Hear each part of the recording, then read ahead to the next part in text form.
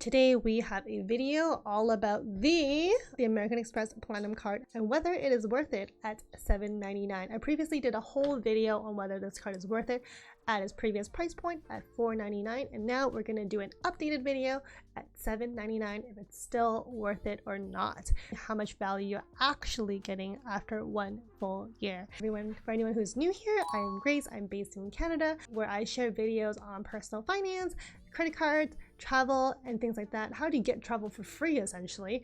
And if this is something you're interested in, please do give me a quick subscribe down below and like this video for more up-to-date news on the latest travel updates and credit cards, of course. So that said, though, we are going to get started. So some basic facts about this credit card first. So this credit card essentially accumulates points based on your usage. You do get 2 times the points on dining and food delivery. Do keep in mind though, groceries are unfortunately not included as 2 times the points. I believe the Cobalt card is actually a much better credit card in terms of that, but for this one, it's only 2 times if you go out to eat, coffee shops, things like that. And the second thing that you can rack points on is through travel. So if you decide to book a flight, book a hotel, Airbnb, etc., hotel, leisure, travel category, then you do get 2 times the points as well. But for everything else, it's just $1 per point. So that said though, right now they are offering a welcome bonus of 100,000 points. So you might be thinking, okay, so 100,000 points, is it a lot? I don't know. It really depends on what you can get out of it, right? Otherwise, it's just an arbitrary number that 100,000 what? So what? How they are breaking it down is that you do get the first 70,000 points when you do spend $10,000 in the first 3 months of getting this credit card, and then in your second year you get the remaining 30,000, making up the total of 100,000. So that said, the catch here is that you're actually paying for 2 annual fees. So if one of them is $7.99 and the second year is another $7.99, you are then paying about $1,600 worth of annual fees for 100,000 points. Okay, and this credit card also has a few perks as well. You do get a $200 travel credit when you book through the portal, the Amex portal, and you also get $200 of dining credit if you go to a fine dining restaurant that's listed in one of their list of restaurants eligible for this offer. And you do also get access to lounges as well at the airport. So with that, all of these basic facts about this credit card out of the way, I am now going to take a look to see whether this card is worth it in the first year, in the second year, and maybe after the second year, whether you should keep this card or not. So this is how I'm going to break it down. So we are going to take a look to see within their first year how many points you can rack up, whether the value of all of these points will offset the $7.99 fee. We're going to do it again for the second year and whether it offsets the fee or not. Okay, so we are going to get started. I am going to base this off of an average household spending in Canada, so that we have some number to work with versus some arbitrary number that I just throw out. So it looks like, just have my notes here on the side, the average household spending in Canada is at $67,000 per year. I'm assuming this is for a household of 4 people. So usually I'm going to say that we spend about 15% of this on dining out. Okay, so this leaves us with about $10,000 worth of spending on dining out. This includes like coffee, going out to eat, Uber Eats, etc. All of that within one full year. It's about maybe $10,000 per year. Okay, so because we are spending $10,000 per year on this, times 2 for the 2 times the points per dollar, you're getting 20,000 points for just dining out. And then the remaining, the 57,000 of your spending is going to be just 1-to-1, so 57,000 points.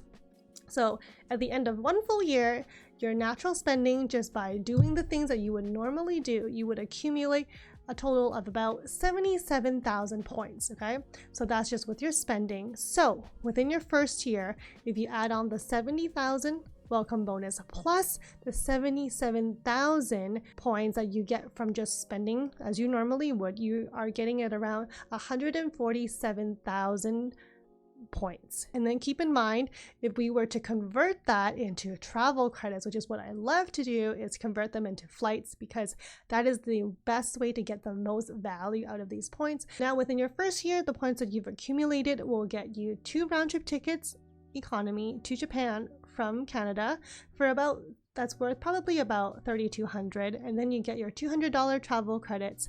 You also have $200 worth of dining credits, and let's say you tacked on lounge access, which is about maybe like $45 per person, and let's say you visit maybe 4 times across 2 people, so one trip essentially, so it's about $180. So total value within the first year of paying your fee, you get about $3,700 worth of value, and if we minus the annual fee with it, you are then getting a net value of around $29,000, which I feel is actually pretty decent in the first year. Now we look at the second year, because we all know that these credit cards often do have a diminishing return in the second year and the fourth year as these welcome bonuses start to wear off its magical powers. So in the second year, we are looking at a welcome bonus of the $30,000 welcome bonus. So we do the exact same math again.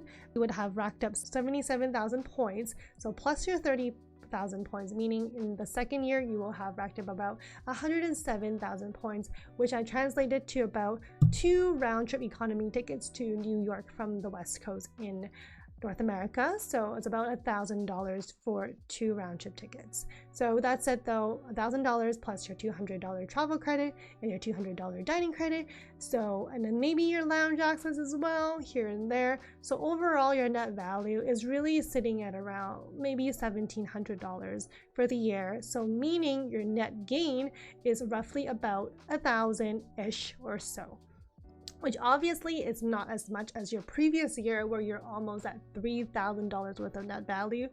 The second year, you're down to $1,000.